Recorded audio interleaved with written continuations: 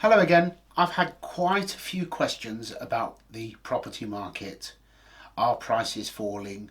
Will they continue falling? How much will they fall? What will happen to interest rates, etc. So rather than make the statutory alarmist video, property crash looming, etc., I decided to collate 10 factors that contribute directly to property prices so that I can explain to you what's happening and the effect that they will have, and then you can draw your own conclusions.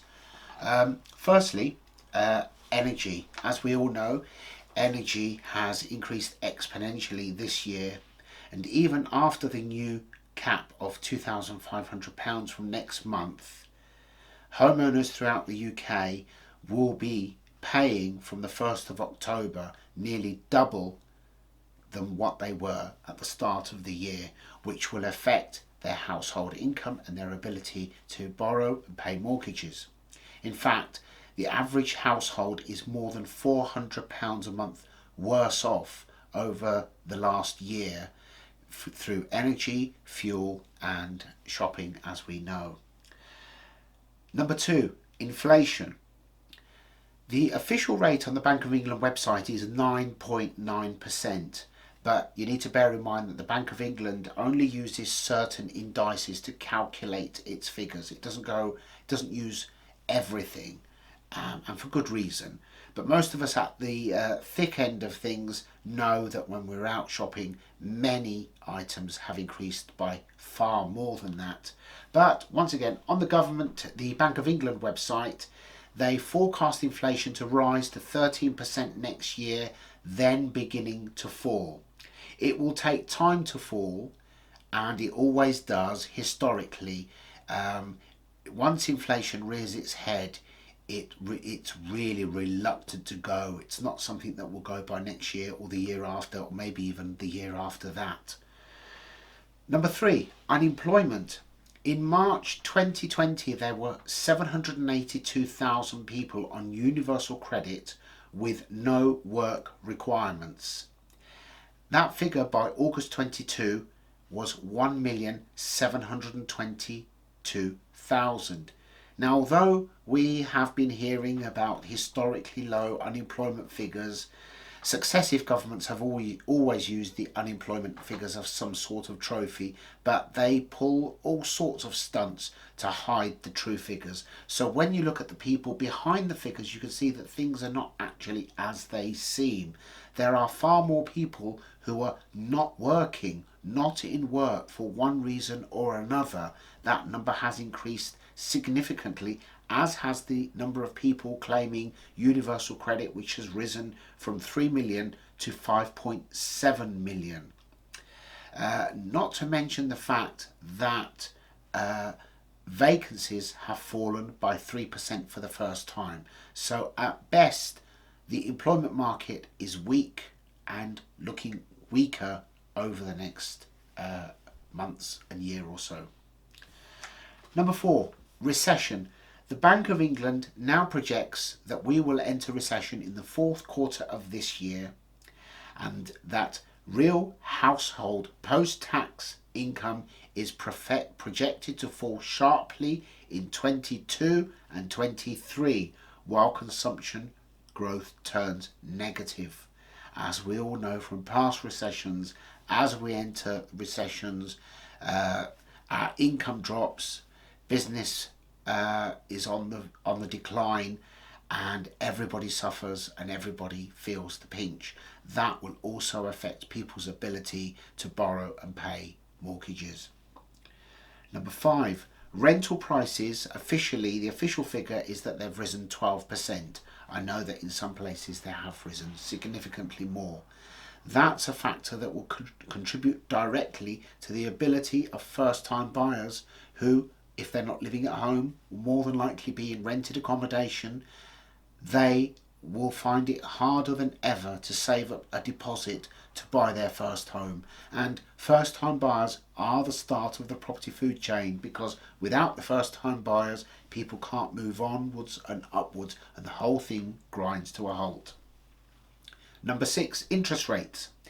The Bank of England has estimated that interest rates will peak at 3% in the third quarter of 2023. So they're saying that interest rates will continue rising for another year, but they're predicted to rise to 3% before cutting back to 2.5% and 2.2% in the third quarter of 2024 and 2025 respectively. So we've got another 3 years, and in 3 years time we will still be well over 2%, which is 4 times where we were just a few months ago. Number 7, first time buyers. Fixed rates for first time buyers have gone through the roof as interest rates have risen, and the actual bar has been raised so much it is harder than ever for them. But more significantly, the Help to Buy scheme is ending very soon, and unless the government brings out a new scheme, then the number of first time buyers entering the property market will fall significantly, which once again will affect the housing market. Number 8, and this is an interesting one, quantitative easing will end. Quantitative easing, for those of you who remember, began in 2008 when the then Chancellor Gordon Brown began to print money. Not printed, it's just a number on a screen that they create, but that's another matter. Now, not only are they going to end creating more money out of thin air, but they're actually going to take away £80 billion from circulation, as in total liquidity, every year. This has never happened before, and even respected economists won't put their name to any projection on how this will affect the economy, because it could go any way. It's never happened before, so they don't know what the result will be. One thing is for certain, the consequences will not be positive. That's for certain. Number 9, the big buy-to-let sell-off. Another 23% of buy-to-let landlords are selling off as we speak. That's on top of the hundreds of thousands who have sold already, and should the legislation that's going through Parliament at the moment, that was the paper by Gove a few months ago for those of you who remember, should that go through, then you can expect a tide of landlords selling before the new legislation comes in. So that will also have a serious effect on the market, because all of these properties will be literally dumped on the market. On top of that, 60% of buy-to-let properties do not meet the minimum EPC requirement, which will be a C from 2025. And landlords who have quite a large portfolio of older properties will be facing very big bills to bring their properties up to a minimum of a C, so they will more likely be selling those properties. And at the same time, lenders are not lending as easily to properties that are below a C. They will not give a buy-to-let mortgage on a property that's below an E anyway now, and a lot of lenders are beginning to refuse to offer buy-to-let mortgages on properties that fall below a C already, and that will only wither as we approach 2025, when they all have to be a C. Number 10, existing fixed rate mortgage deals will be ending in large numbers. Now, through the stamp duty holiday, the number of transactions rose by about 25%. On average in the UK, there are about 1 million house sales per year, and over the last year it was 1,250,000.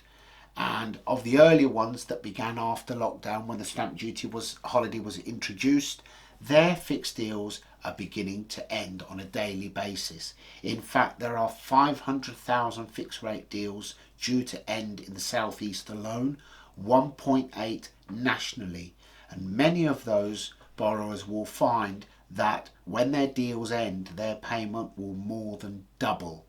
In fact, there are many buyers who bought in the last year or two who are actually planning to sell before their deal comes to an end, because when it does, they simply can't afford their mortgage anymore, and once again that will have a downward force on property prices. But for some of you, in certain situations, there is light at the end of the tunnel, because if you happen to be a mortgage payer, if you happen to have bought a year ago, and let's just say for the sake of argument your mortgage is £250,000, then inflation will have taken £25,000 in real terms, in money as it was a year ago, off the value of your debt. Now I've done a little calculation here. As I said, inflation doesn't fall suddenly. It doesn't go off a cliff edge. It takes time to come down. So we know the current year to now is 10%. The Bank of England projects 13% for next year. Let's run with that. And beyond that, we'll guesstimate it. Let's say the year after is 8%, and the year after that it falls to 5%, and the year after that they finally achieve their 2%. What is people forget with inflation is that it's not just the annual figures. It is the figure with the next year's inflation added on top of that figure, something that's called compound inflation. So if you add 10% to 100, it's 110, but adding another 10% is not 10, it's 11, because you're adding 10% of 110. Now with inflation and the figures that I've stated, 10, 13, 8, 5, 2, that means that 4 years from now, starting from a year ago, inflation would have increased prices by 43%. What that means to you as borrowers is, if you took out a £250,000 mortgage a year ago, in 4 years' time, in real terms, it will have been reduced by inflation to £142,500. And that obviously rises significantly if you owe a lot more or you have a portfolio of properties. So even though prices are falling, appear to be falling everywhere, on average, it's certain pockets, and most of the pockets that are suffering the most are the ones where people knowingly, really, when they reflect on it, overpaid in their buying frenzy. They had what's called a false boom, really. So in many cases it's not just a fall, it's a correction. So what you need to work out is, are you prepared to just wait it out, or should you take advantage of a situation where inflation is more than double, soon to be triple, what even the variable rate is, and take advantage of the erosion of debt that inflation will give you if you buy now rather than if you wait. And it is pro rata. The more expensive the property or the higher the loan that you take out, the greater the saving. That also in parallel affects savers. Somebody who had £250,000 in the bank a year ago now will have lost 10% of its value. Like £25,000 would have just vanished while it sat in the bank, eroded by inflation. So there are arguments for and against, but once again, the figures do really say, provided you can afford to ride out the storm if interest rates go up a little bit, the best time to buy is still now. It's just that you may gain in different ways. It's not just the value of your house going up, it's the actual value of your debt being reduced. So in my opinion, should you be able to, I would jump at it. Once again, as always, if you have any questions for me, feel free to get in touch. You can email me, contact me via our website, or message here, and I'll go through your questions over the next few days as always, and I'll try to respond with a video as always, and I'll see you next time. Thank you very much. Bye.